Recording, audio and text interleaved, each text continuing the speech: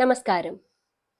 நம்ம போன எபிசோட்ல வழிமொழி திரு ராகம் அப்படிங்கிற பதிகத்தை பத்தி டிஸ்கஸ் பண்ணியிருந்தோம்.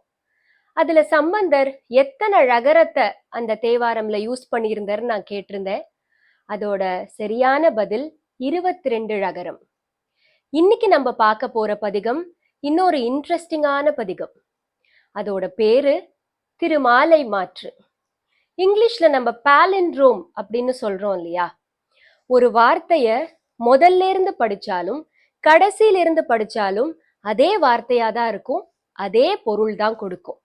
இப்போ விகட கவி அப்படிங்கிற வார்த்தைய முதல்ல இருந்து படிச்சாலும் கடைசியில இருந்து அதை ரிவர்ஸ்ல படிச்சாலும் விகட கவி அப்படிங்கிற சொல்லாதான் இருக்கும்.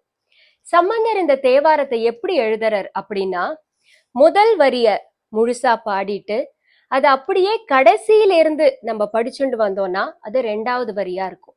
இப்போ யாமா மானி யாமாமா காழி காமா காணாக்கா, இது முதல் வரி. காணா காமா காழியா மாமாயானி மாமாயா, இது 2வது வரி. இந்த முழு பதிகமும் சம்பந்தர் இத மாதிரி தான் அமைச்சிருக்கார். கௌசிகம் அப்படிங்கிற பண்ணல அமைஞ்ச தேவாரம் இது. யாமாமானி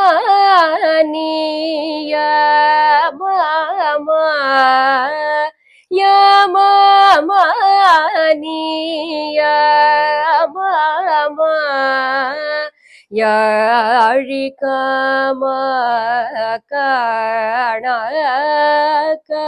இன்னொரு இன்ட்ரெஸ்டிங்கான பதிகத்தோட அடுத்த எபிசோட்ல சந்திக்கலாம்.